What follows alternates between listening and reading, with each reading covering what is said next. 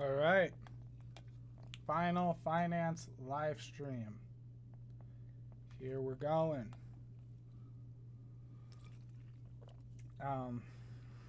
Just got back from hanging out, so I'm gonna take a sec to chill for a minute and kind of think of what we want to do. I've been given 3 questions to go over today. I don't know where I'm going to get these questions from, but we can do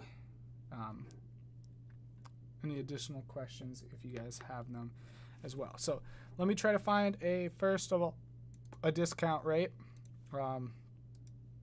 Discount rate question. Let me find who, I believe it was Megan who asked for the discount rate question. Yep.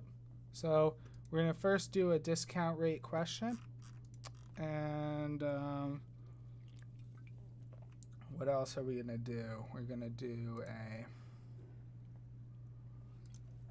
stock valuation question. So let me quickly find a stock valuation question while people start getting into the stream. And we'll get started.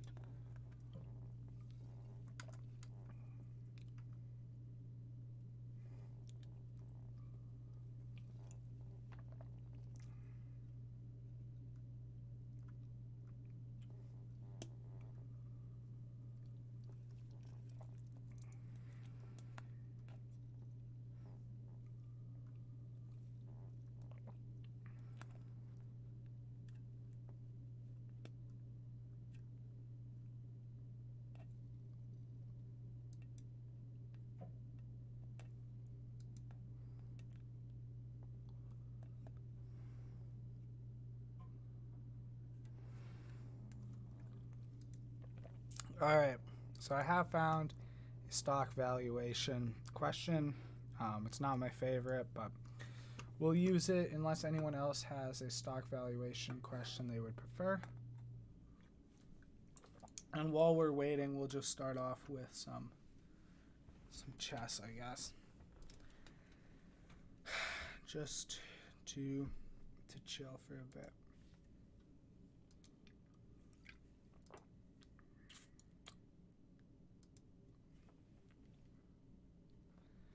Alright, so if I go here, horsey takes, so I think there,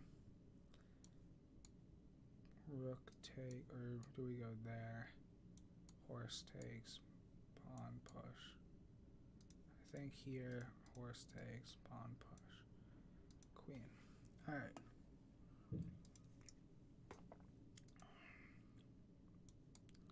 Here has an escape. Let's mate 1.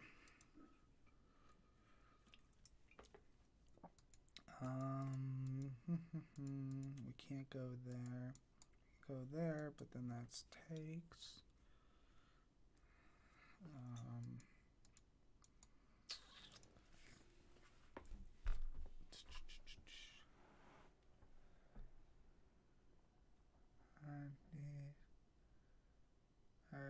We could take that.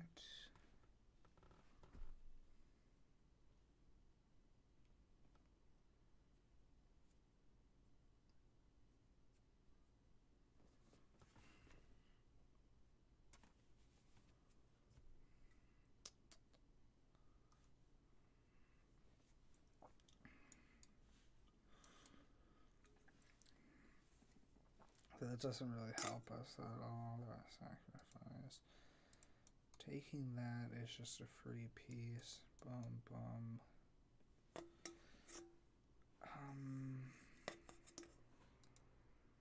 Think no, that's not it. It's that. All right. Whoops. I don't really know what to do next. Then it's just that. Okay, and then boom, boom.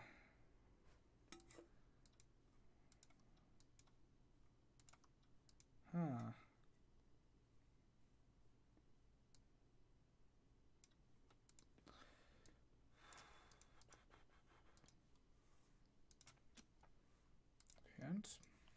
it is queen.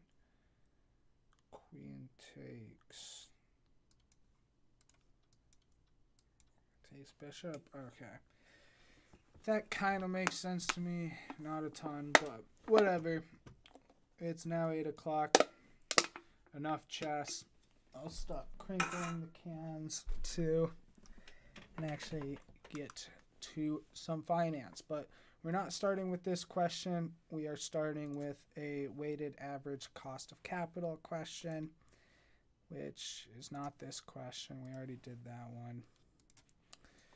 It's going to be this one here at the bottom. So I received a question earlier today, and hopefully the person who asked the question is in the stream. But I was asked the question of how do we calculate the hold on, let me pull up the question just so I can double check exactly what it was. The question is, how do you calculate the discount rate? So how do we calculate discount rate? And we are given a couple of ways to calculate discount rate. First of all, there's the capital asset pricing model, which can be used to find kind of your minimum, the minimum amount you would ever need to have your discount rate be. So this is kind of the expected return that your stockholders expect you to achieve. Now, most companies will not use this as their actual rate of return or required rate of return, simply because this is the minimum that they should be expecting to receive, because that's what their stockholders require at the book, at least. The real discount rate we should probably use, and the discount rate that you'll most likely be asked to find on the exam, is going to be this weighted average cost of capital. And that's what we did here in the most recent chapter of Chapter 13. So we're going to be going through a weighted average cost of capital example to start off, just because this will 100% be on the exam tomorrow. We were told it will be on the exam tomorrow. There will be a weighted average cost of capital question.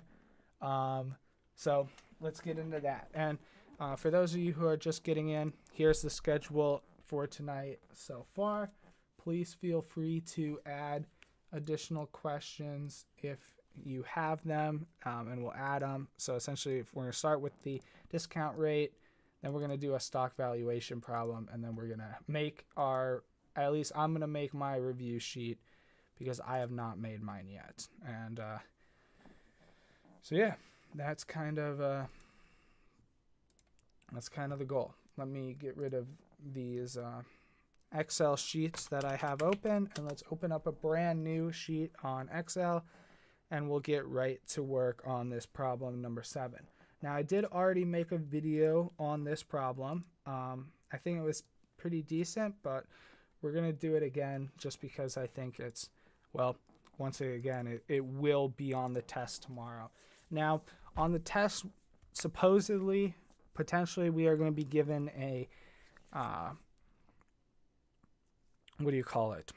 A work plate or a template to go off of. However, this is not guaranteed, so we're just going to start making our template from scratch for this problem. So starting from the very beginning, this company has 800, and 800 of what? Well, 9% coupon bonds. So what I'm going to do is I'm going to first take down debt. So this is kind of how these weighted average cost of capital problems go. I know it's a weighted average cost of capital problem, well, particularly because it says it at the bottom, but you can also tell it's a weighted average cost of capital because it will be saying at least 2, but potentially 3 different types of financing. So debt, common stock, and preferred stock that might be on their balance sheet. So the first step is we're going to write down the first one that we get, which is debt, and we're going to find out the cost of each of these assets, the quantity of each of these assets, and then their value. So their value is just the cost times the quantity. So the company has a quantity of 800 9% coupon bonds, and they have a face value of $1,000. However, that does not mean they are worth $8,000. And actually, they are quoted with a price of 108% of par. So face value and par value mean the same thing. You'll definitely see both tomorrow on the exam. So we're going to do 1,000, which is our cost, and we are going to, hold on, let me get rid of that. We're going to do the $1,000, or the par value, times 1.08, or the 100%, the 108% of par. So that means that each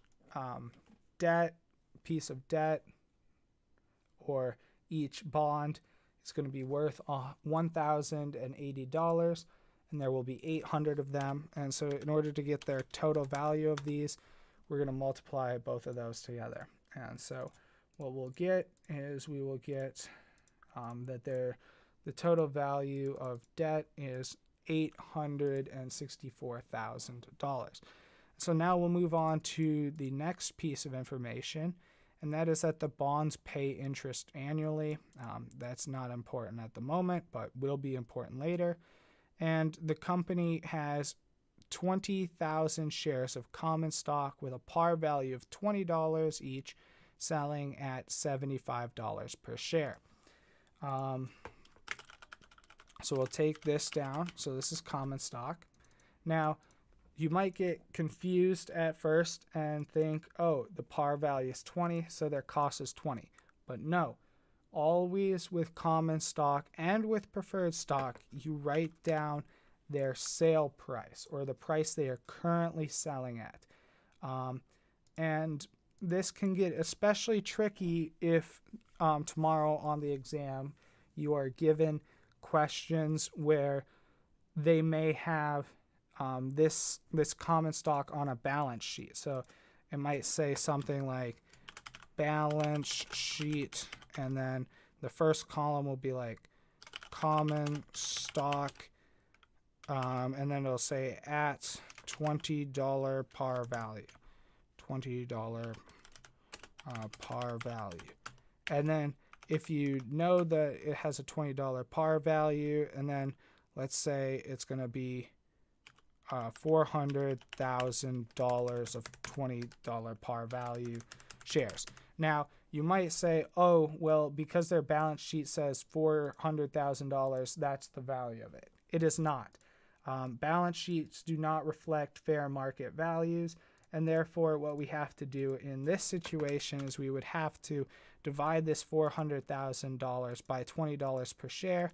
We'd get that there's 20,000 shares of common stock then, and then we would have to multiply them by their market rate, which in this case is $75 per share. So if tomorrow you see a balance sheet, definitely be careful with that, and do that correctly. All right, so back to the problem. We will have 20,000 shares for a total value of $1.5 million tomorrow. Well, not tomorrow, of common stock. I've said tomorrow too many times today. But all right, moving on. Now we know the value of the common stock. Now let's look at the value of the preferred stock. So the preferred stock has a par value of $25. However, it has a market value of $30 per share. So that's the number we care about. We care about the market value. And once again, they could have this exact same thing tomorrow with the $30 per share, but a par value of $25 per share. Remember, if it's on the balance sheet, that is it's book value. But if it is in the market, that's its market value. We care about market values when doing weighted average cost of capital, not the other ones. All right, sounds good.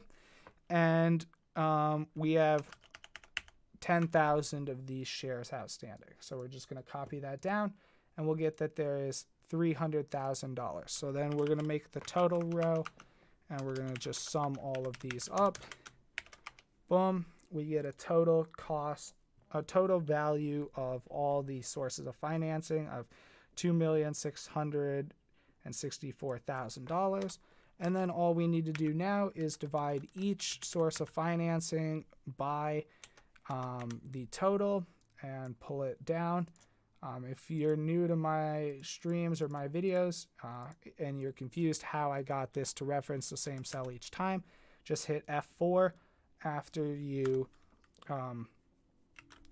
type in a cell in order to make it an absolute reference. Very, very helpful stuff. All right, next we are going to be asked what is, the next step, we're not asked anything different, but the next step that we need is we need to find the actual costs of each of these. So we're going to start with debt, and in order to solve for debt, there are, we're going to use one way, but I think there are multiple. But in this case, we're going to use the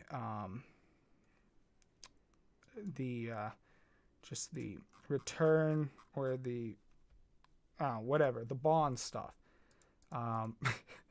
I know that's silly, but we're using the bond stuff for debt. That's what you have to do for debt when you're using bonds. There's really no other way to do it.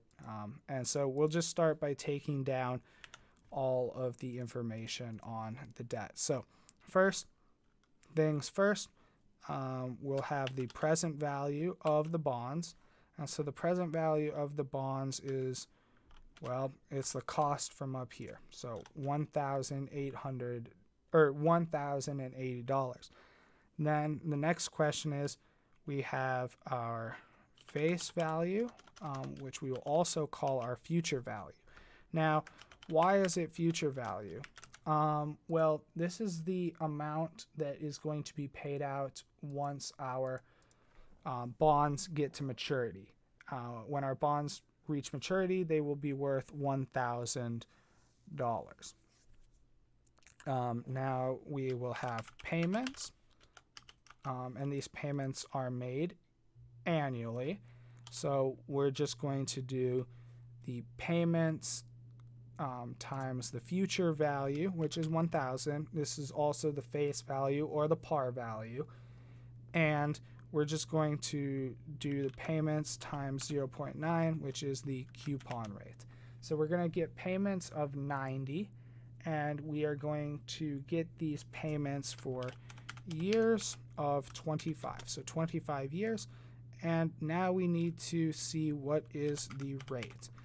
And calculating rate is much easier than it seems. All you do is you do the equals rate, and you do the number of periods, which is 25, payments, which is 90, present value, and the present value we need to make negative because you have to pay out that present value today in order to get this payment and this future value in the future, and you just hit enter. And the rate gives us 8.24, 8.23, a bunch of numbers repeating. So that sounds good. And we will move on to our next section.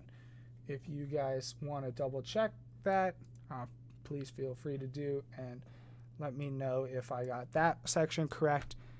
I'm pretty sure I did, but there's always a chance that I made a mistake. So next, we're going to go on to common stock. Now, common stock, this is where things get a little bit more difficult.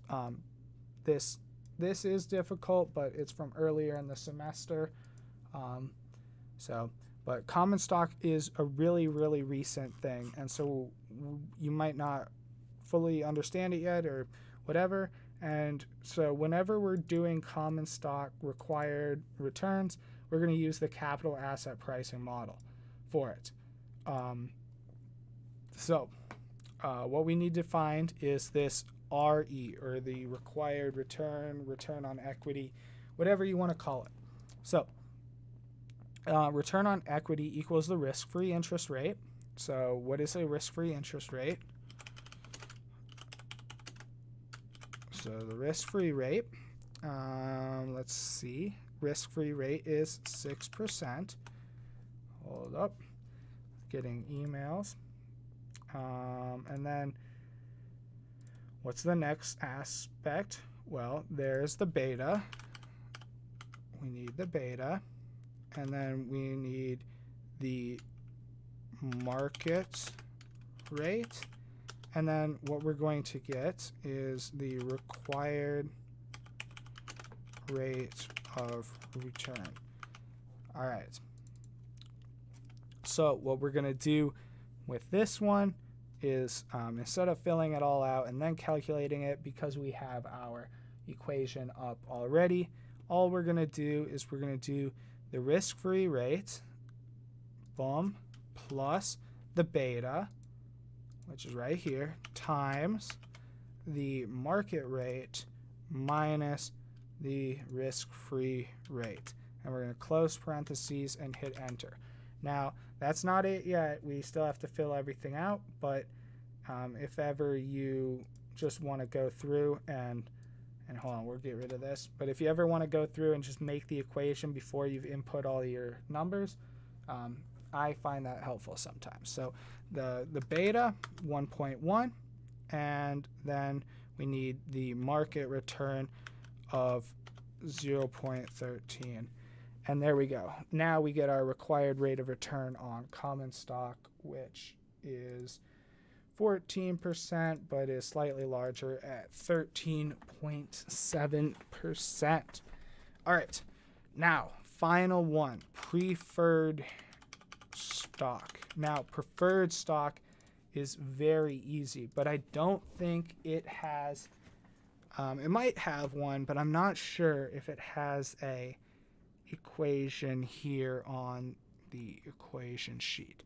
And if it doesn't, this is definitely something you'll probably want to put down on your sheet.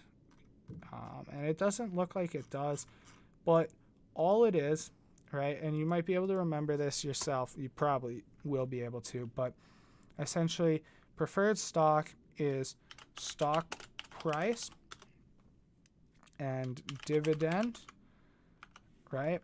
So we'll take down the stock price, $30, and that's the stock price today, the dividend, and then we're going to do our required rate of return, which we'll just copy and paste. And all it is dividend divided by stock price, which in this case is 10%. That's how easy it is to do the preferred stock required rate of return. And kind of the thought process or the theory behind why this happens is essentially preferred stockholders at the moment require, in order for them to take on this risk, right, they require a dividend, or moreover, for a dividend of $3 every year, preferred stockholders are willing to pay $30 for this $3 a year dividend, meaning that the required rate of return on preferred stock is 10%. And yeah, that's pretty much the theory behind it. And yeah, so all right, now going forward, we're just going to copy these down. We're going to copy the percentages down, and we're just going to do the values only, and we'll make them percentages, expand them out a bit. All right, awesome. And now all we need to do is do some quick calculations. So first things first, hold on, let's insert a quick cell. We're going to have the tax shield. And don't forget to do this tomorrow. I think I spelled shield wrong. I don't know how to spell. I am really bad at spelling. Please forgive me. But the tax shield, you're given the tax rate for a reason. Sometimes you're given worthless information, but in weighted average cost of capital problems, tax rate does matter. And so you're going to do the tax rate on just the debt. So you're going to do not on that. We got to move this over one more.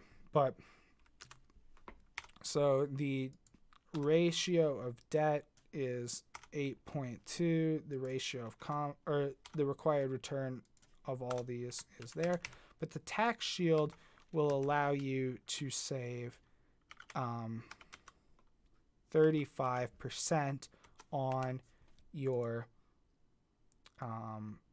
debt, or on your debt financing. And so all we're going to do is we're going to take our rate, we're going to subtract the tax shield, and we're going to get our actual rate. So RR, and we're just going to equal all these out, and then we're just going to get the weighted return, and we'll just do this times this. And sorry I'm going a little quiet. I guess I'm focusing. I'll go into the theory here in a second. All right. So let's talk the theory of what I just did. And sorry I went quiet for just that second. So what we did here was we took our required rate of returns from each of these equations that we made, and what we did was we multiplied the rate of returns times their weights in terms of our total sources of financing. We just multiplied those two together, so these are from up here, and then each of these values is from there, and we multiplied them across. But before we could multiply them, we had to do one thing with debt, and that is get rid of the tax effect of debt. And this is because when you're using debt as a source of financing, you can actually write off the interest as an expense. And if your tax rate is 35%, which it is in this space, you're able to save 35% of your required return, and so that's why it's so much less. And so that's how we got our actual required return as 5.35% instead of 8.24%, and then we multiplied those across. So hopefully that makes sense. If you have any questions, definitely ask them. We're just going to do the total here at the end. So the weighted average cost of capital equals the sum of all three of these, which is 10.576. And let's pull up the modules, and we will double check that here. At the end, the solutions, yes, 10.58 is the solution. Beautiful. Please feel free to ask a question if you got confused on that, or if you have any questions. I know this was a question someone had asked me earlier today, so I definitely want to go over it if they do. If not, we will go on to our second question, which is the stock valuation question. So I'll give it just a couple of seconds, but it doesn't look like there's any questions, so we will move on now to our stock valuation question. And actually, give me a sec while I go grab some water. surprisingly difficult to talk to yourself in your room for a while without stopping. So I'll be right back.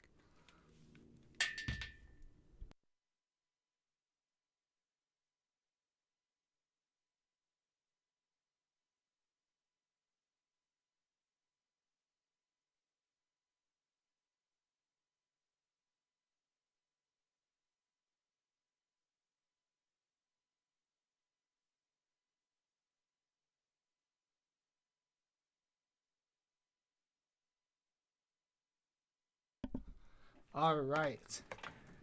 Welcome back. I got Muere Pepino. I don't know how to say it. Blackberry cucumber. I know at least one person watching knows Spanish, so I probably said that wrong, but I don't even know if it's actually in Spanish, but whatever. We're going to get to work on the next question, which is this stock valuation question. All right, so let's pull up Excel and let's get to work. So once again, this is another question that will 100% be seen as one of the 4 questions tomorrow. So let's get to work on it. So Carlton Corporation just paid a dividend of $3 per share. So div 0. That means they just paid it. It's a dividend in year 0 or a dividend today. And that dividend was $3 per share. The company expects to grow their dividend. So G dividend at a rate of 20% per year for the next 3 years. After that 3 years, the company expects to grow their dividends at 6% for the foreseeable future. All right. And how much would you pay for this company if you had a required return of 15%? All right, let's get started. It's not DG, just G div, and then G div 3 plus, which is 0.06. Required rate of return, oh, that's the wrong column. RR, or the required return, 0.5. And I think that's all the information we are given, and that's all the information we need. So we will have year 0, we will have year 1, and actually we're gonna move this over to here. So we have year 0, we have year 1, year 2, year 3, and year 4. Those are all the years we need. And we're going to start off on the top line with dividend. So the dividend in year 0 was 3. And the dividend in year 1 will be 3 times 1 plus 0.2. And I'm sorry if you can hear my neighbors yelling at each other.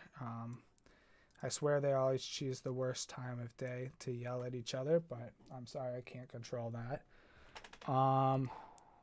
So the dividend, essentially what we did here was we just grew the dividend by 20% for 3 years. And actually we grew it by that for 4 years, which is not correct. And actually we didn't even use correct cell referencing.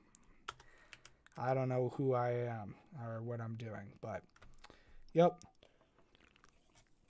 All right, moving on. So now that we have these dividends, now we need to see what their value is. So present value. Well, the present value of 3, or a dividend just paid, is 3. But actually, we can't count that because it's already been paid. So we just get rid of that. But the present value of the 3.6, well, that is 3.6. Then we get the present value of the dividend in year 2, 4.3, and then we get the present value of 3, and actually this isn't present value, this is just the value.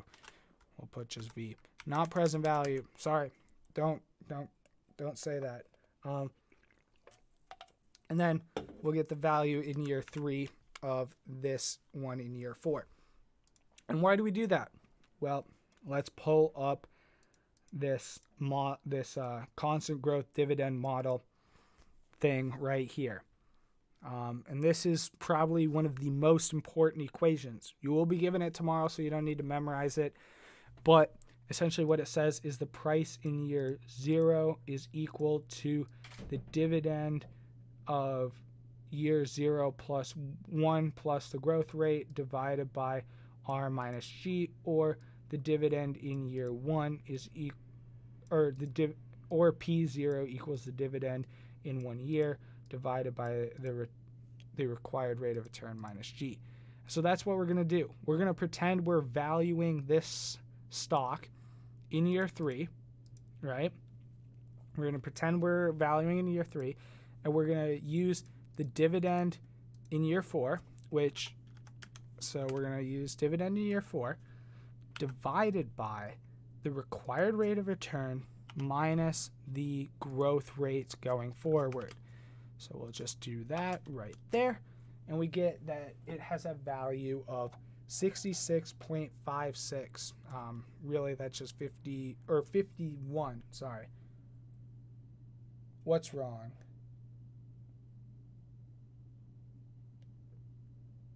Wait, did I make a mistake somewhere? In the last one?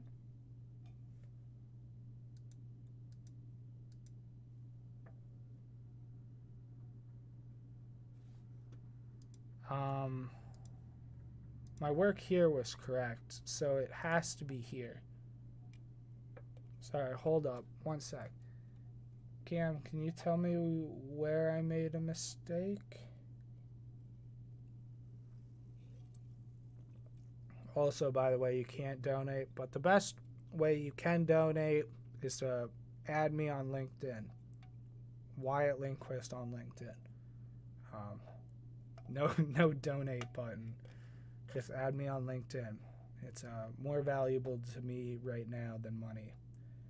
So, thank you, though.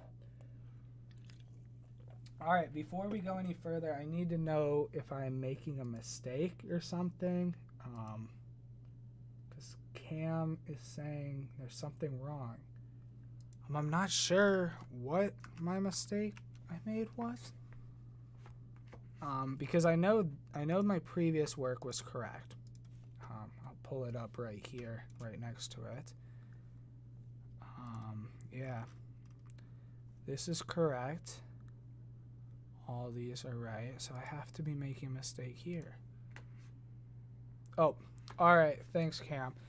You gave me a heart attack. I made a mistake yesterday, so I just have to double check everything. Thankfully, I caught it yesterday, but I want to catch things before they happen. But thanks for being vigilant. All right. So, we're right, I guess. We're taking the value in year 4, and we're dividing by the required rate of return minus the growth rate in year 3 plus. All right, beautiful. And so these are all our values here, and we're just going to then do the value or the sum of the values, and that's just going to equal the sum of these two. Hit enter, pull it across, and we'll get all of our values.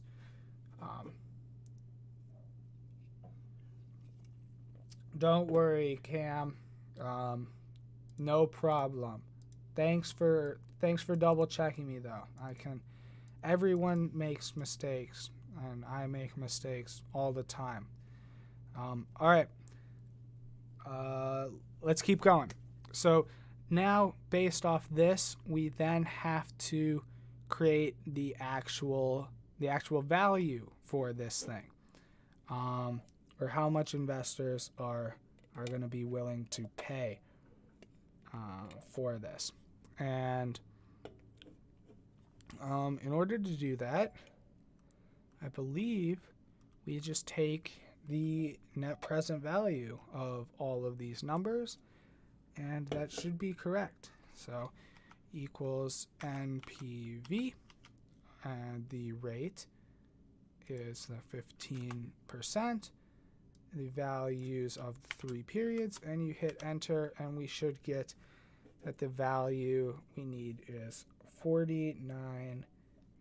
All right. I'm going to double check this real quick. Let's pull out, hold up.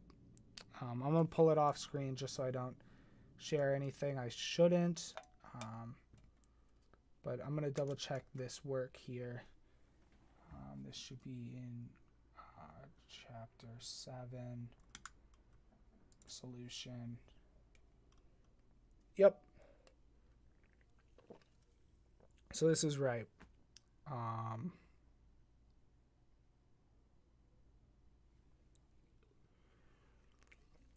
So actually, according to the solution key, there's another way to do this. And depending on your preference, you might want to do it this way instead of the way I did it. And according to the solution key, which I'll pull up actually, and I'll make sure we're only looking at period 1, and we need to make this much larger, at least as large as we can make it. But so we found the value in year 1, the value in year 2, and the value in year 3. But then we did not calculate the value in year 4.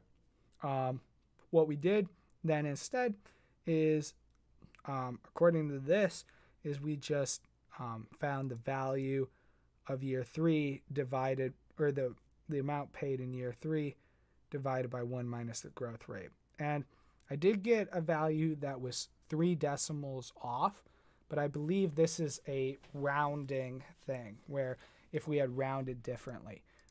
Just so you know, as long as you are accurate with your numbers, if you go an additional period out, that is no problem. I could have added a year 5 if I wanted to, and I could have done growth, I could have done the exact same thing going forward. I just need to make B3 an absolute reference, pulled it forward 1 period, and then absolute reference these 2 numbers and pull it forward 1, get rid of this, take this, and then sum these 2 together, boom, and then take the NPV and bring it out an additional period, A, B, C, D, E, F, G, I think it's G, yep. And I would have got the same exact answer. You can always go an additional period forward. The mistake you might make is going an additional period back, and that is not right. So that's kind of the key, right? You can go more forward, but you can't go more back. That's a big tip. I messed up on this problem in the last test because I went too many periods back. You can go forward, you can't go too many back. So if you're unsure, go an additional period forward. It won't hurt you. Just make sure you're actually bringing the net present value back. So sounds good. Let's move on to the next section of this question. So we'll pull that up. And the question we have is, assume that you have a company that makes $4 per share in net income. So now in this section, we're going to get a little more complicated. That previous one apparently was an easy one. I think this is the hardest part of finance, to be honest. But so I didn't even think that one was easy. But this one's going to be harder. So let's get to work on it. So year net income, and then we'll put up here return ROI, and ROI is 0.15. All right, so year, we'll have obviously years 0, 1, 2, 3, 4, and yeah. So assume a company makes $4 per share of net income, and it has an incremental return on investment of 30%. So actually this is 0.3, and then we'll insert another line, and this will be required rate of return of 0.5 for companies of this type. So now what we need to do is we need to calculate what the PE ratio of the stock would be at varying different levels of earnings. So let's see. So if a company were to pay out 100% of the earnings, what would be their PE ratio? And in order to make this a little more simple, we're just going to do payout rate up here, and we're going to do 1 or 100%. We're going to make all these percentages so it's clear. And now here comes the actual work for it. So first things first, we have dividend that we'd pay out. So dividend would be equal to the net income times the payout rate. So in this case 4. Then we would have retained earnings, which would be equal to the dividend minus the net income. And we'd have incremental earnings. We need to make that slightly larger. Incremental earnings will just be equal to the return or the retained earnings times the return on investment. And then we would just add the incremental earnings. So then the net income will just equal year 4 plus that, enter. And yeah, so we'll pull that all the way forward. The dividend will pull all the way forward. The return on equity will pull forward, and the earnings will pull forward. And actually, this needs to be absolute referenced, otherwise it will not work. So there we go. So there are easier ways to do this, but like we don't have to make all 4 periods, but I think it's easy to see in kind of this way how net income might grow or decline as we do things that aren't payouts of 100%. All right, so next step, what we need to do is we need to calculate the present values of these growths. So all we're going to do is present value of the growth. And once again, pulling that straight out of our formula sheet, we're just going to have the dividend in year 1 divided by R minus the growth rate. Now, what is the growth rate? I guess we should add that here first. Growth rate. Well, the growth rate is also in our income statement, and it's the sustainable our income statement. It's also in our on our sheet of, what are these called? Formula sheet. And the growth rate is just going to be the return on new investment. So return on new investment times the retention rate. The retention rate is 1 minus the payout rate. Just hit enter then. In this case, the growth rate is 0%. And we're going to F for both of these to make them absolute references, and we're going to pull them forward. So now the present value of growth. So the present value of growth, we're going to just do this in year 3, just because, why not? And so the present value of growth in year 3 is going to be the dividend in year 1, so 4, divided by R, which is the investors' required rate of return, or 15%, and then minus the growth rate, which in this case is 0. Hold on, we messed that up. 0. We hit enter, and we get that the present value of growth would be, in this period would be 2666. And then we're just going to get the NPV of year 0. The NPV, or hold on, we're going to insert another thing. We're going to get cash flows equals dividend plus this row. I'm going to pull it out to the year 3, and we're going to just do equals NPV rate of 15%, values here. Boom, hit enter, and we get 2667. However, that's not it. Hold on, that's not what we wanted to open up. I wanted to open up this. The question is, what is the PE ratio? So all we need to do then is we just do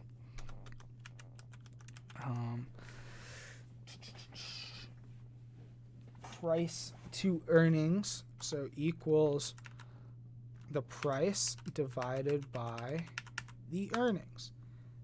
And this is not a dollar. Price to earnings ratios are a ratio, so they do not have units. Well, technically they have dollars to dollars as their units, but as you know, if you put dollars over dollars, like if you remember from stoichiometry in chemistry, if you have two units that are over each other, they cross each other out. So yeah, that's that. Also, I'll make the numbers bigger. I'm sorry, I know I can see this well because I have a big screen, but I'll make the numbers bigger just in case. Sorry I did that so late. But now the question is that right? Well, yes it is. And those of you who are really observant might realize that, hey, this NPV is the same as this NPV. Why is that? Well, that's because they will always be the same. In this example, we have no growth, right? And so we can actually just compute right here. We could compute the price of a stock of no growth just as earnings per share, which is 4, divided by R, which is the investor's required rate of return. And so that would actually work for this equation and would give us this. So if ever you're asked for just, hey, we're paying out all 100%, you could just do that. And it would save you some time, probably some effort, all of that. And so, yeah. Sounds pretty good. Now we're going to get on to a little more complicated of one. Hold on, sorry. Shouldn't have showed that. We gave away a spoiler. I'm sorry. Thankfully, it's not a super important spoiler, because all we're going to do now is we are going to change the payout rate, and voila, it works. Or at least it should. So let's double check. It did not work. And the question is, why? Well, for this example, we forgot. The growth rate is correct.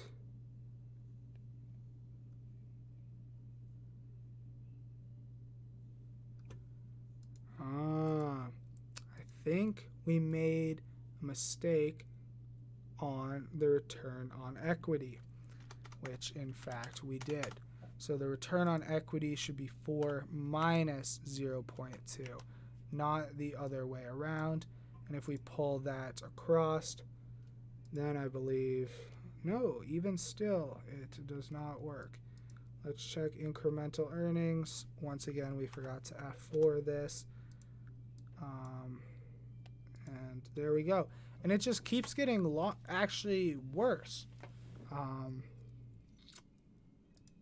I don't understand that. We're getting further from the correct number.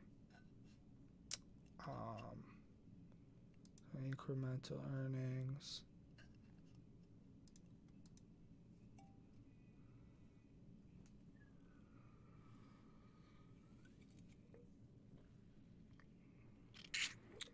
Hold up. So I said that these were difficult, and that's because I'm not very good at them. But I think we can work through it, and we can figure it out. So the question is, let's go back to the question and let's figure out where we went wrong, or where I went wrong. You guys didn't make any mistakes, just me. So first things first. In year one, we had net income of $4, and then we took the net income, we multiplied it by 80%, and that was our dividend. And so what happened then is we had retained earnings then of 80 cents. Those 80 cents then were multiplied by the return on investment to give us 24%, and then we should have multiplied that by we should have added that to our net income to give us the incremental earnings going into next year. Then the question is, we did that, then we subtracted that to get our retained earnings, and then our incremental earnings, and then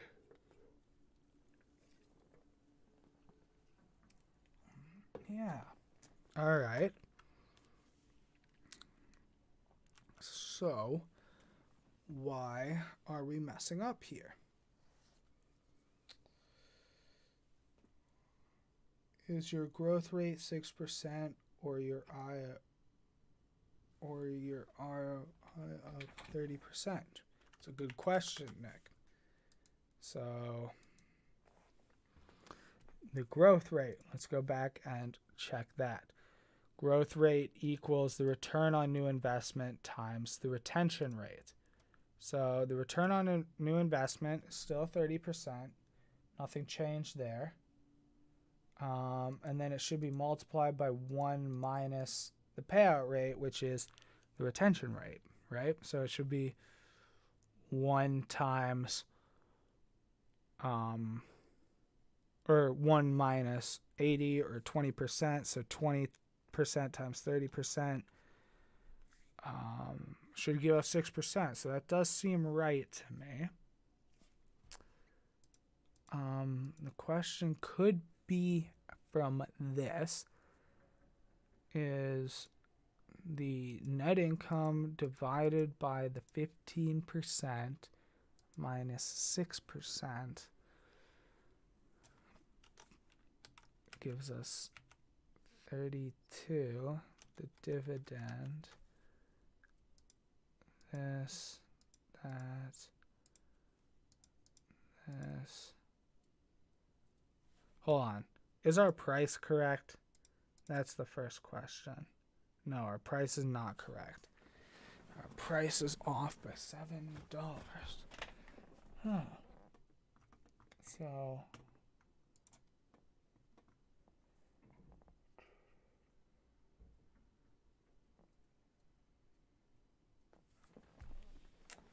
all right. So I found out where the mistake is. This should not be on the investment. It should be on, or the net income.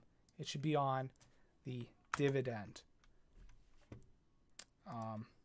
And then it is correct, 35.56. So why did this whole thing work in the first example, but not in the second example when the payout rate was 80%? Why is it that when I made this mistake, it worked at first, but then later became wrong? Well, because in our previous example, our net income and our dividends were the same. So there was really no problem. When net income and dividend are equal, there's no issue. But as soon as it does become an issue, then you need to make sure that you are actually referencing the correct number, which in this case, in order to get your P0, you need to use the dividend, not the net income. And so that is how we made this mistake. Thanks for your help, Nick. But yes, the growth rate was correct in this situation. But there's a great question. And now we can just go back through. We can keep recalculating. We can do if we were to pay out 60%, what would it be? Well, apparently it would be this, which is not correct. Now we're making more mistakes, supposedly, and we have to fix them. So obviously our model is not very good at its job. So hopefully we can learn by finding out why this time things are incorrect with our equations. So 4 times 24 times return on equity, so incremental earnings,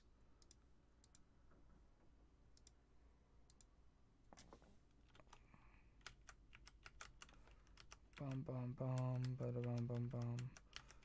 So that's right.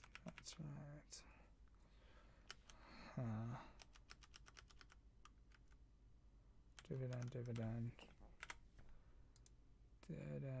divided by, so the dividend divided by return minus growth rate.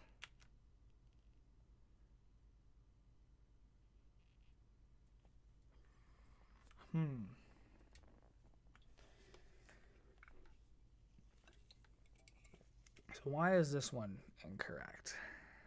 Why is it?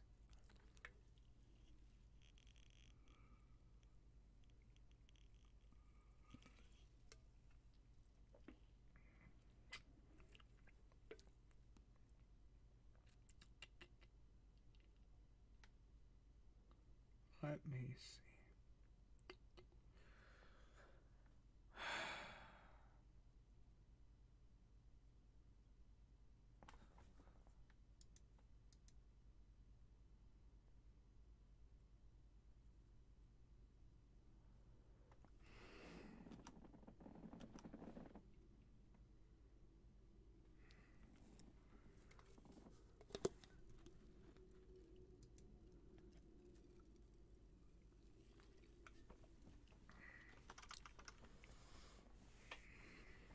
I don't know.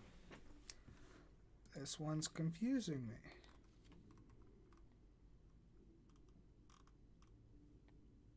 Hold up. Wait. I do have it right. What was I looking at? Alright. Never mind, everyone. We did do it right. I don't know. I'm tripping out on this LaCroix, I guess. Cool. Alright. I'm sorry. I'm not doing very hot, I guess, today. But question D. Repeat the process, but assume incremental return on investment is now 10%. We could do this. Not a huge deal. It would just, change things a little bit around. But the main thing that we grabbed from this was how to do these equations and these type of things. So yeah. Now, I did promise that at the very end we would be going over and making a review sheet. At first I expected to only stream until 9, but if you all are still interested, I'm going to keep going and I'm going to start making my review sheet, and maybe y'all can get some inspiration for your review sheets as well. So I'm going to zoom in. I'm going to pull out not the formula sheet, but I'm going to pull up my file explorer, and I'm going to grab some books out. Let me grab out my finance, fundamentals of corporate finance. So here we go. We got up the book. All right. Let's see. What should we add? Well, I think that the first thing that must be added, or that I plan on adding at least, is going to be, let's try to find it.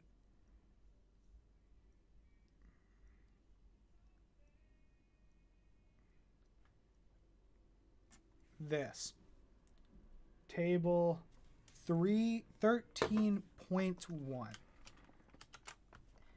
I don't know why, but in the videos made by Lisa, as well as in the book, this tiny table was talked about all the time, right? What are the major assumptions of using the capital asset pricing model and the constant dividend growth model? I think that these are going to be on the test. I do believe it. As kind of strange as that is, that this kind of thing we barely talked about would be on the test, I do believe it's going to be on there. And so I'm at least putting it on my review sheet. So then the question is, what else do we want to put on our review sheet? Well, we can go through and we can grab the, we're going to go through the key points and equations of a lot of these, and we'll kind of think about it. So do we need to know about capital structures, leverage, levered ratios, market value, balance sheets stuff? If this is a big deal for you, if you don't understand when something should be, going back, let's go back to this equation. If you don't know when the costs are what are market costs versus what are, book value costs, I would take everything you can get on that and put it on your formula sheet. I do believe that there will likely be a balance sheet and not a cost sheet on the final exam. I kind of believe that, and because of that, I would recommend doing that. If you don't understand the tax shield, I would put stuff on tax shielding.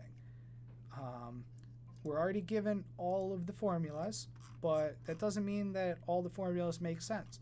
So if you have, or that you'll always remember how, when, or where to use all the formulas. So weighted average cost of capital. This equation will always be used on kind of these capital pricing ones, the ones we did earlier. Let me pull it up. Ones like this. And normally they'll ask for your weighted average cost of capital. But the question is, do you even know what that means? Do you know what WD means, or the weight of debt? Do you know what the return on debt is? Do you understand what is this 1 minus T, or the effect of the tax rate on debt? Do you know why it's only on debt and not on these other things? These are questions that I would ask, and I would say, yes, I understand this. No, I don't.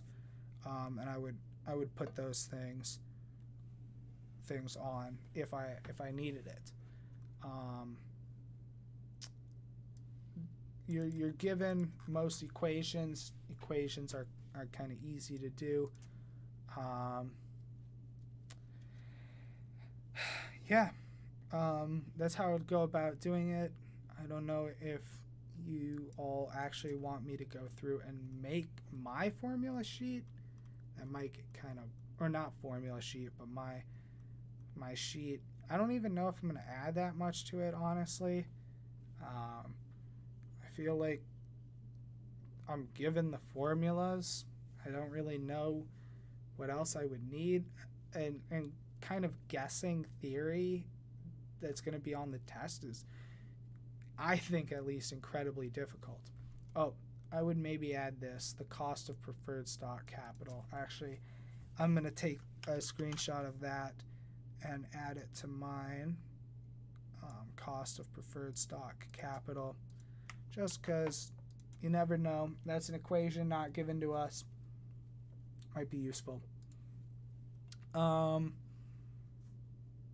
These capital asset pricing model, this is already given to us. Weighted average cost of capital, we're already given that. And maybe you want to do kind of theory of WACC, or weighted average cost of capital. Well, I mean, the same sheet as me. You can probably use the same sheet as me, maybe move things around. I don't know. But at the same time, like you all probably want to add more than these two things at the moment to yours. I'm assuming all of you have studied more than just watch my live streams, or if you have watched just my live streams, I'm sure you've come up with problems while watching the live stream, or you've come up with concepts you don't understand while doing it. And I think that those should be what you put on. You shouldn't copy my, you shouldn't copy mine exactly, because to be honest, I have different gaps in knowledge than you probably do.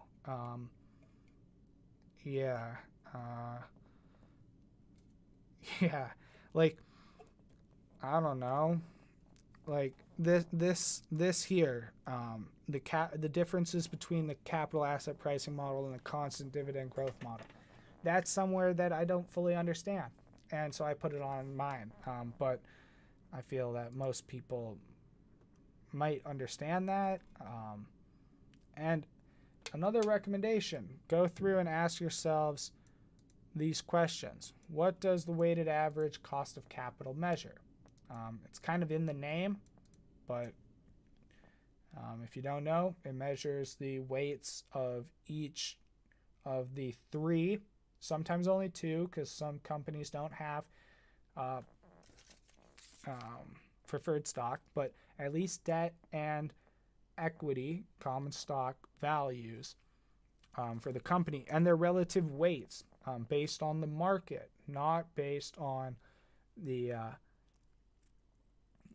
based on the market. So, and that comes up to the next thing. Why are market-based weights important?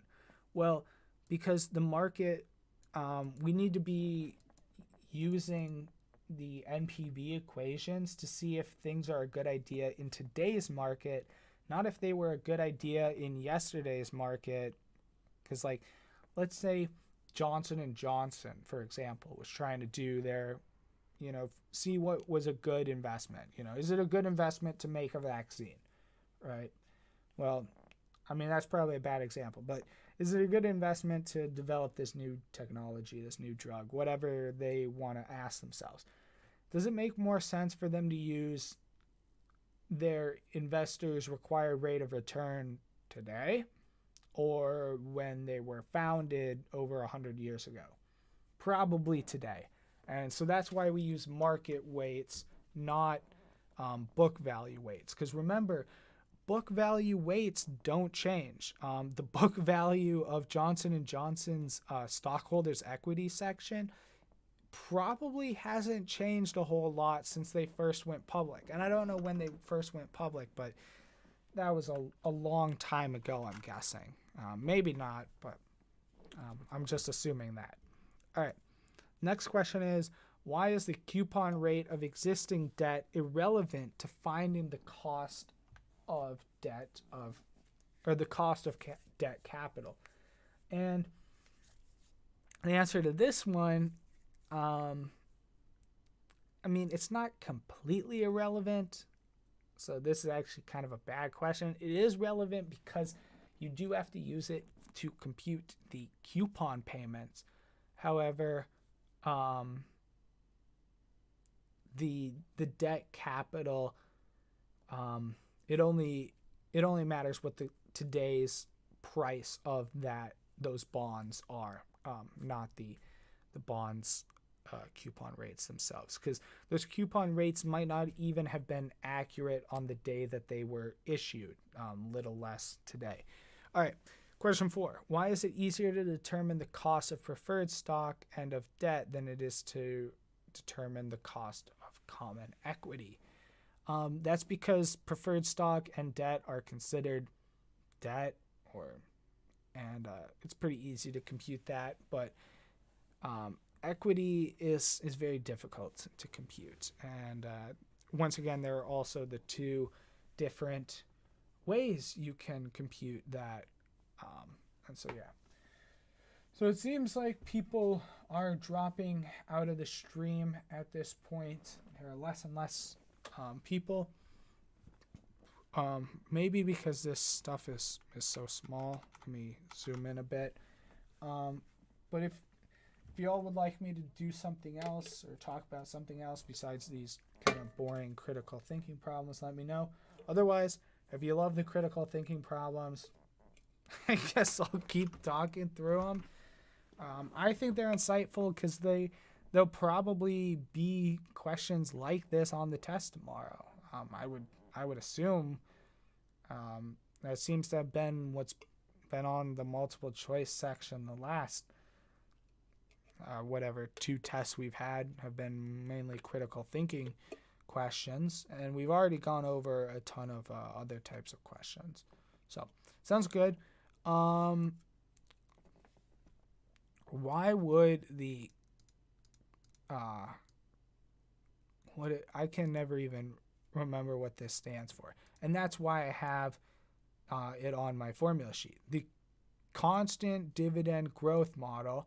Why would the constant dividend growth model and the capital asset pricing model produce different estimates for the cost of equity capital?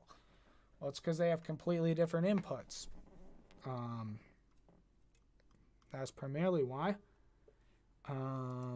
But also because they measure different things. So let's pull up my sheet here. So the capital asset pricing model, they are estimating that beta is correct, and the the constant dividend growth model is estimating that the dividend is correct. So these are obviously going to produce totally different things because one is using beta and one is using dividends. So yeah, that's why one reason why they produce different estimates. Other reasons are it's just they're not even remotely the same. So that's why. And then under what assumptions can the weighted average cost of capital be used to value a project? I'm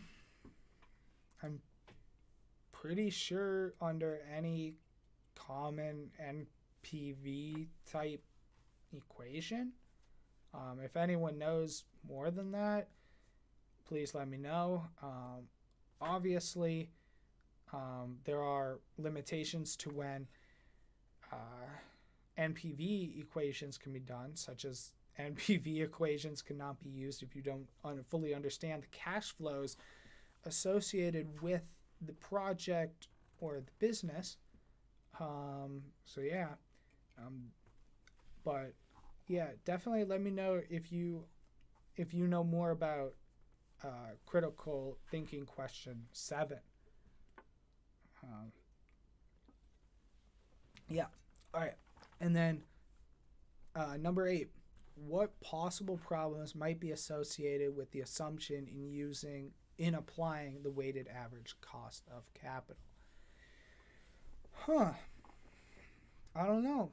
I've never really considered that, but I think they went into it a little bit in the chapter. So let's pull it up in the chapter, and we'll find out what the problem is.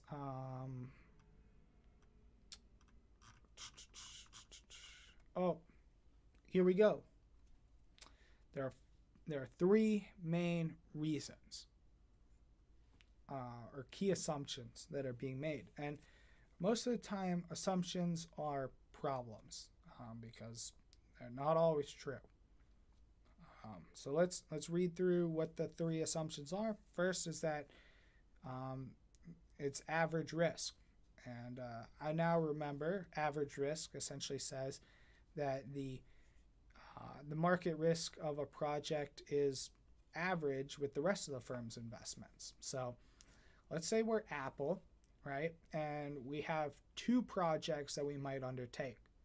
One such project is making like a space station, something completely out of the league, something absolutely crazy. And the other one is making the iPhone 15 or whatever iPhone we're on. I'm a Samsung user, so I don't know. Or Samsung making the Samsung Galaxy 21, I think they're on 23, whatever. Or 22. Yeah, they're on 22. So we have, and that doesn't matter. So we have extending our product line on one hand, and then we have building a space station on the other. Now, I would assume that building a space station has a much higher average risk than making an additional phone line, especially for Apple, who year after year continues to sell absolutely tons of smartphones. And so it's kind of silly for Apple to assume that these two things have the same level of risk associated with their cash flows, and therefore they should probably use a higher average when computing the space station, or the higher risk thing, than they should do when weighted average cost of capital is the thing I'm talking about in both of these situations. So yeah, all right. Now assumption 2, constant debt equity ratio. So we assume that the firm adjusts its leverage continuously to maintain a constant ratio of market value to debt and market value to equity. So what this is essentially saying is that using the weighted average cost of capital, we are going to assume that the weights section stays true throughout the entire year. And that's just not true. Like, if I would assume, at least, I don't know this, but I would assume that a firm's debt to equity ratio changes fairly regularly. I mean, I guess not that regularly, but at least once in a while. So, this assumption is a good assumption because it lets us use the weighted average cost of capital, but it can also be dangerous because let's say we're an actual financial manager. Hey, we might not want to use this if our debt to equity ratios are changing like every hour. We plan on taking that, or if we're like planning on going public tomorrow, like there can be seriously different values for that. So hold on, I gotta take another sip of water.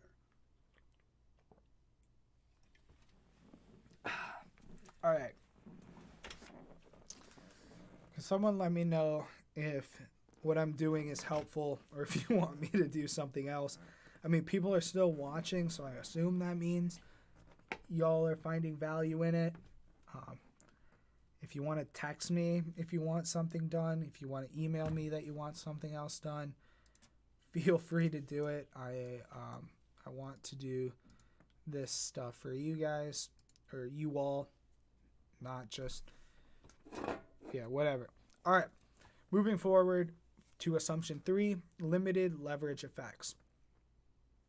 So let's read through this. We assume initially that the main effect of leverage on valuation follows from the interest tax deduction. We assume that any other factors, such as possible financial distress, are not significant at the level of debt chosen. So Professor Lisa talked about this quite a bit during, not quite a bit during class, but we don't actually have to worry about this assumption. But essentially this assumption talks about how, let's say there are other risks. Let's say we're Lehman Brothers in 2008, and we're using the weighted average cost of capital. Well, it might be super cheap for us to take out leverage. We might be 31 to 2 leveraged or whatever. I don't remember what Lehman Brothers.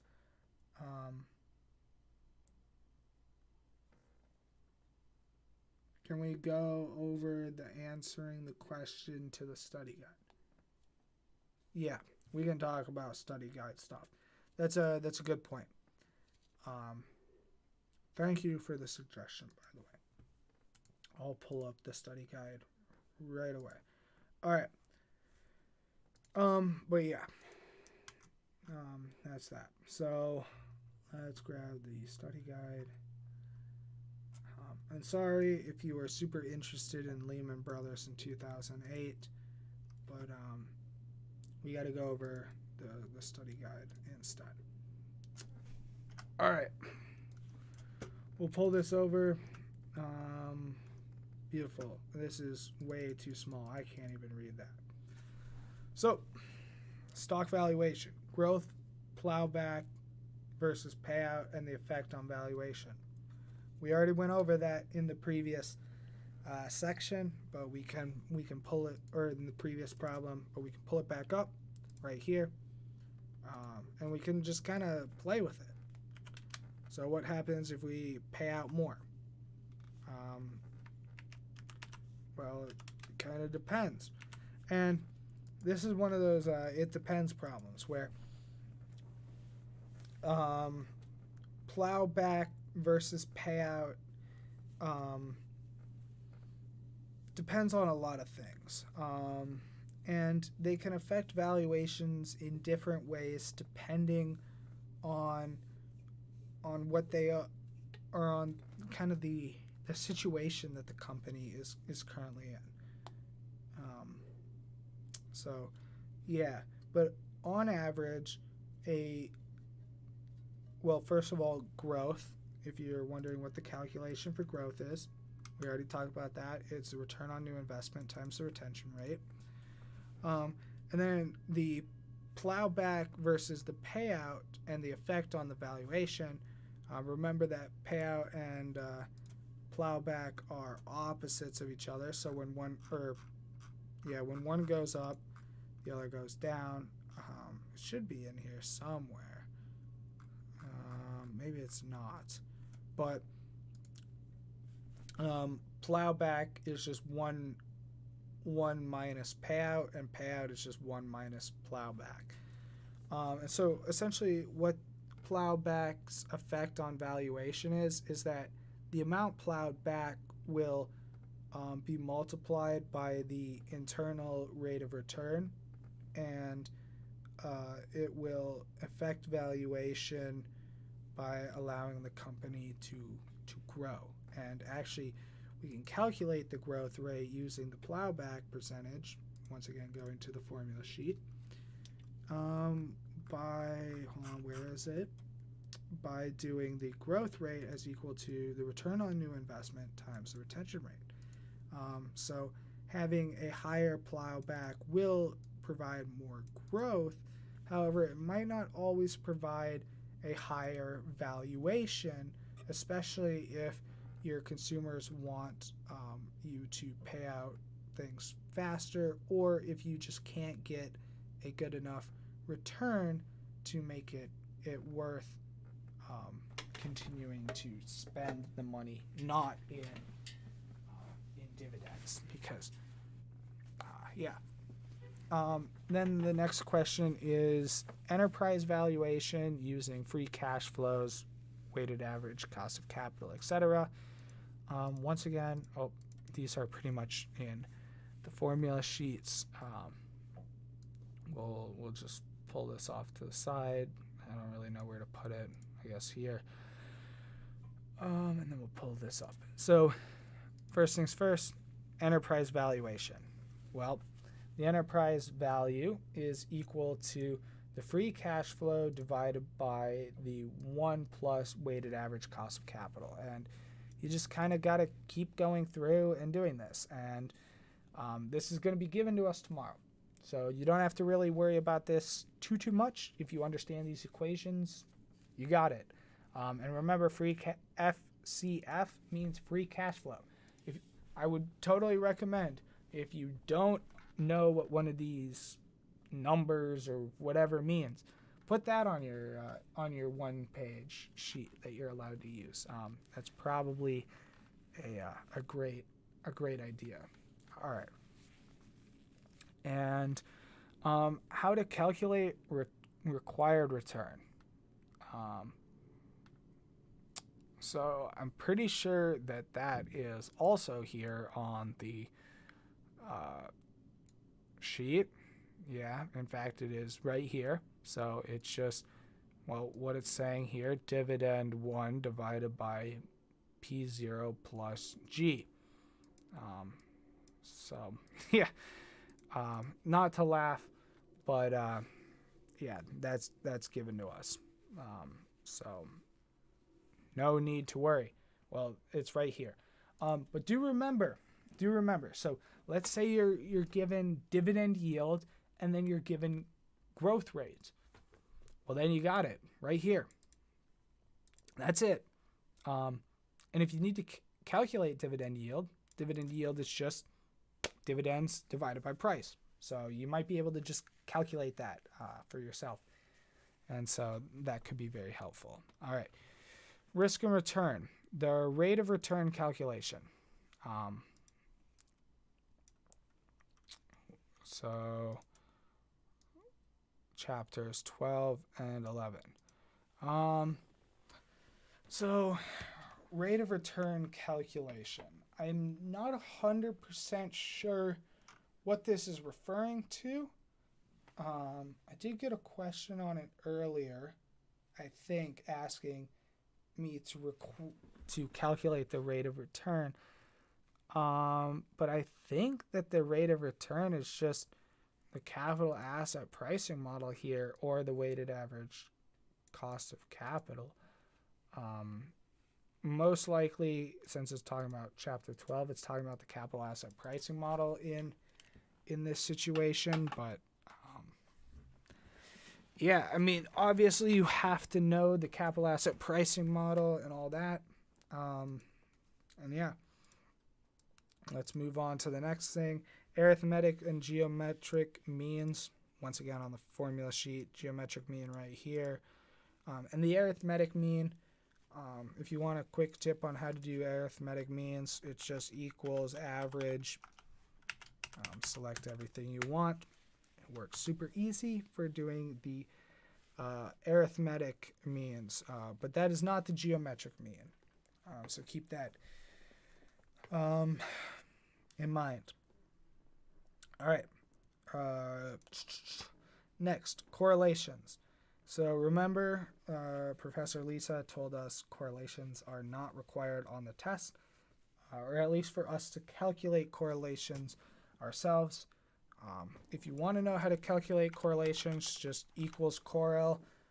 You add two arrays, array 1, array 2, hit enter.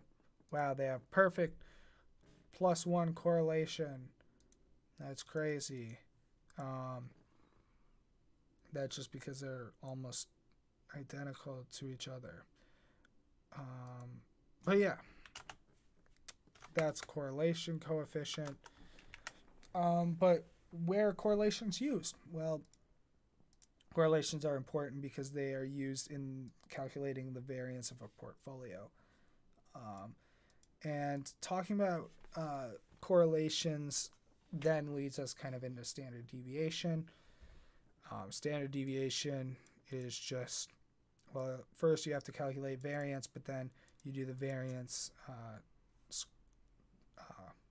square root of the variance to get that. And if you are curious how you can do standard deviation yourself, you just do standard deviation of a sample, you input all the numbers, you hit enter, and you get the standard deviation.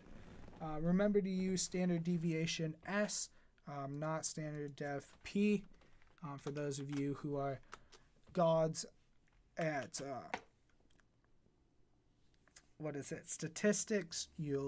Or even, I guess not gods, but who have taken higher level stats, or even, I don't know, at least in my school it had to be higher level stats. Of course, you talked about the degrees of freedom. If you use S, you'll get one less degree of freedom than if you use P, just because of the sample and all that. So always use S, because you will get a different number than using the P one due to degrees of freedom. And I'm not going to talk about degrees of freedom tonight because, first of all, I don't fully understand it. Well, actually, fully is an understatement. I don't really understand degrees of freedom. I never learned that stuff. And yeah. All right. Next, unique risks versus systemic risks.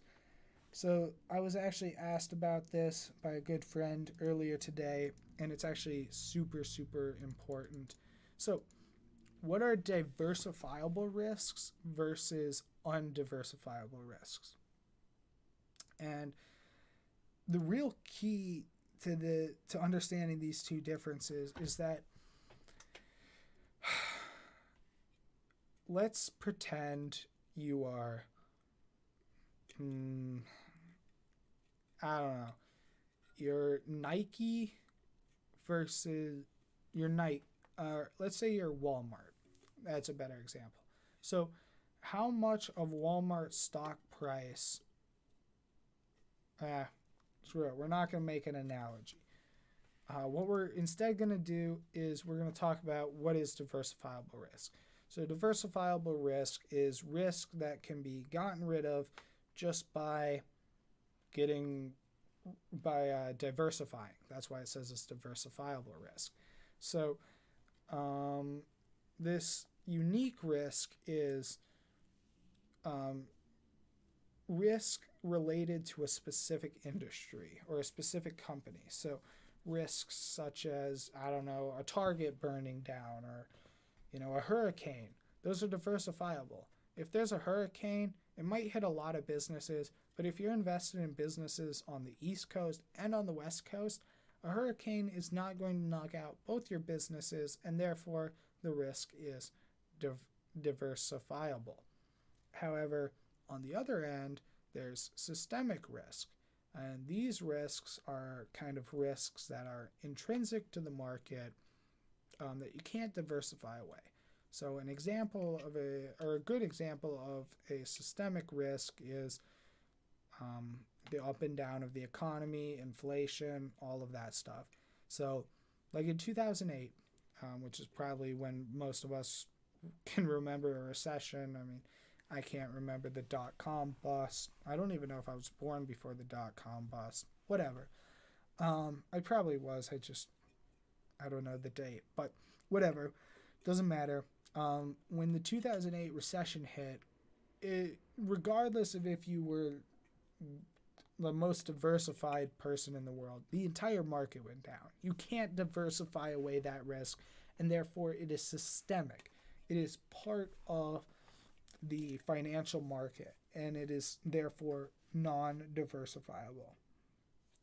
So now the question is, what is diversification? How does it work? And what are its benefits? Well, the first benefit we kind of already talked about is you're able to get rid of some risk, or the unique risk in holding positions. And then how does diversification work? Well, essentially you just buy different stocks. You get more stocks, you're more diversified, everything's spread out. If one stock goes down because of a hurricane, you're not going to be affected as much. Yeah, and then expected return and standard deviations of portfolios. We already kind of talked about that. Use these equations. Standard deviations or for finding the variance of a portfolio right here. If you need to find the return of a portfolio, just take the expected return and multiply them together. I believe I already have a video on that, going over that asset or that thing. So yeah. So next, beta. What is beta? Well, beta is just how correlated a specific stock is to a market portfolio, most commonly the S&P 500. And then the question is, how is this concept applied? Well, beta's most applied concept is through the variance of a portfolio, or not the variance of a portfolio, the capital asset pricing model.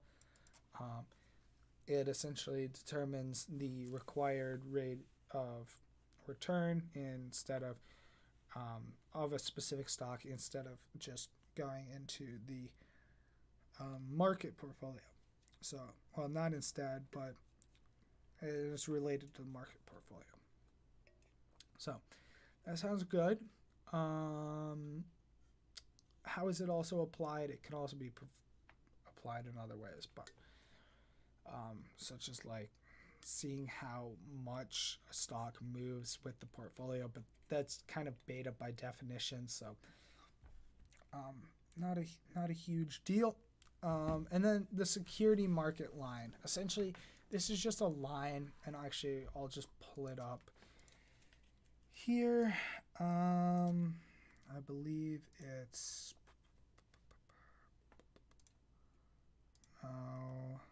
where's the security market line?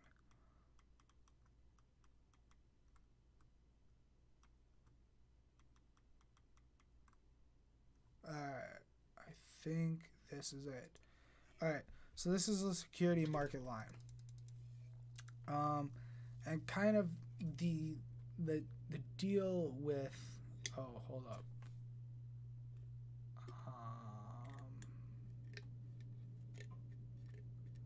Yeah, no, I don't think this is it.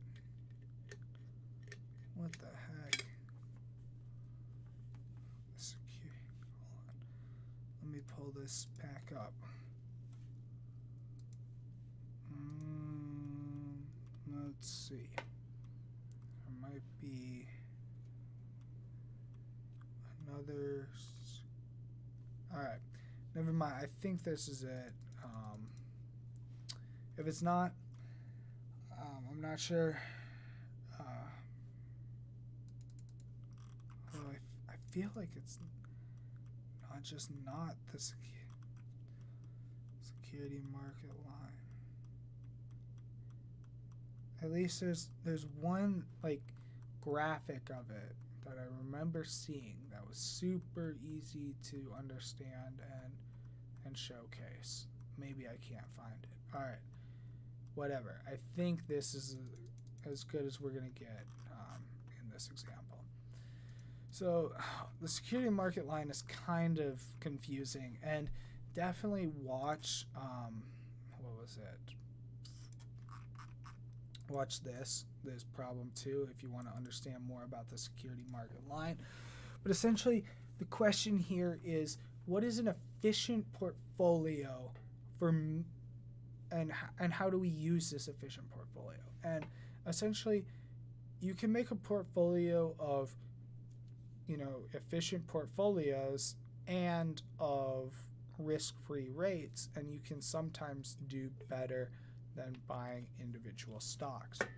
And yeah, so that's kind of the theory of it.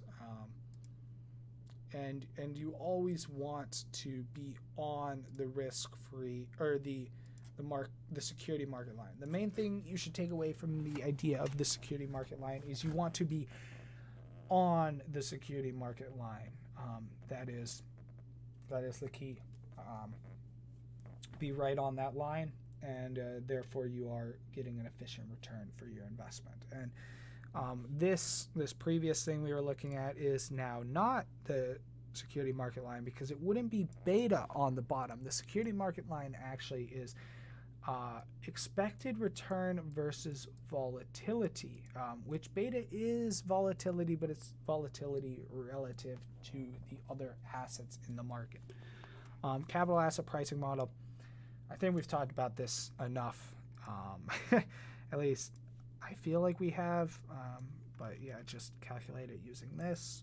We've done multiple examples. Watch any of the YouTube videos talking about it to do that. Calculation of WACC, weights and costs of financing. We've already done that. Effective leverage on required returns. Well, seems like everyone's pretty much headed out now, but thank you all for watching this far. And yeah, but we're going to finish this off with the last two questions. For those of you who stayed all the way to the end, thank you so much. It means a lot that people actually watch this stuff, but so thank you for watching. But the last two questions, we have the effect on leverage of leverage on required returns. Well, we need to return at least how much we get in leverage. That's the main thing. And as we take out more leverage, we need to have higher returns so that we can, make sure we can pay our debt holders. And also, it tends to be that a higher level of leverage will lead to higher returns higher required returns, because your portfolio gets so much more risky.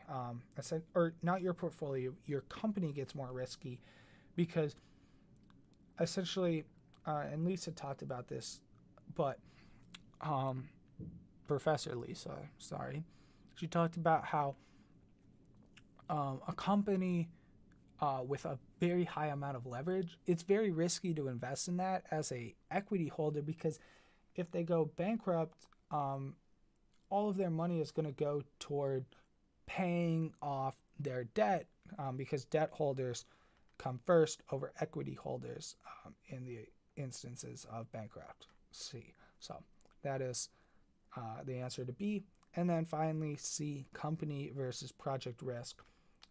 Company risk, is universal, can be calculated, but project risk is sometimes different. And I think the key takeaway and the question that you're going to be asked on the final about this is going to have to do with the question of what type or of what interest rate we should use for calculating specific, like an acquisition of a company or a movement into a new thing. So let's say, for example, let's go to marketing. If you all remember our group's presentation, which was on Alphabet, Waymo Direct, the self-driving car, what discount rate should Google use as its required rate of return when valuing its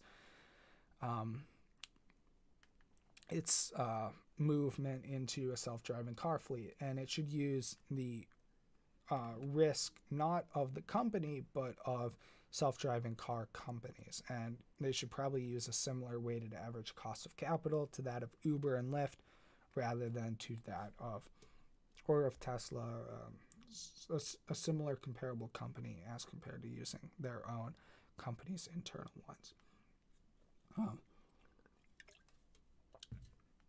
And as you can probably tell, I am losing my voice.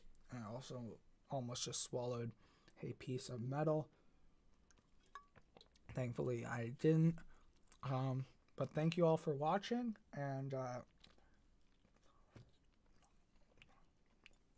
I'm going to chill in here for a couple more minutes.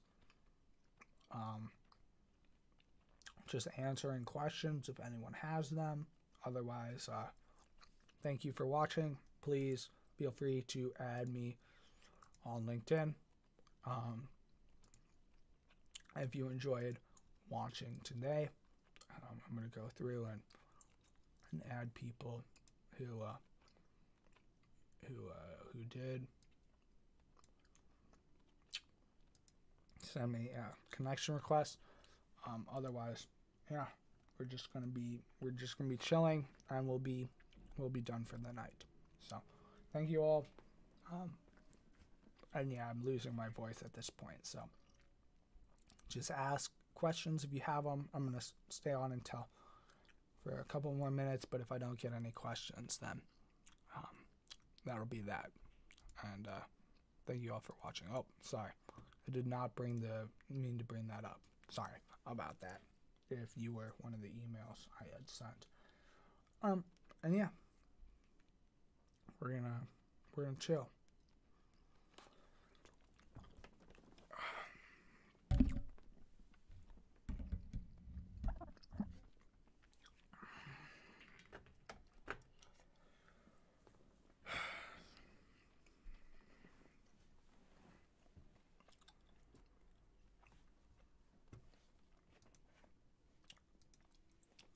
I'm going to bring up some chess for a second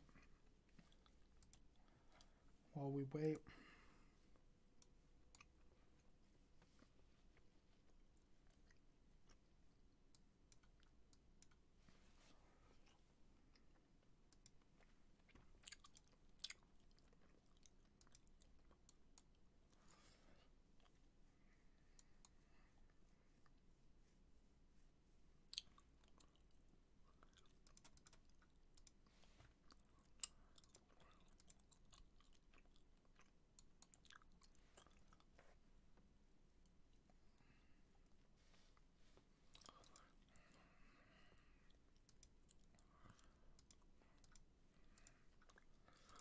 Incorrect. Dang. What was correct? Not that either. There we go. Okay. Bum. Alright.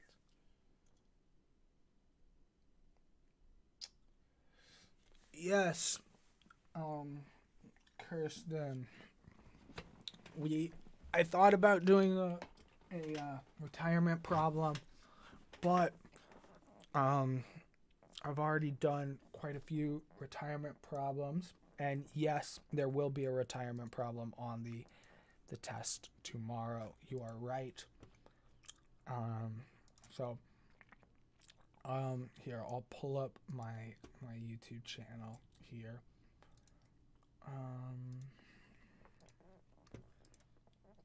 Give me a second. So, 3 people are watching right now, but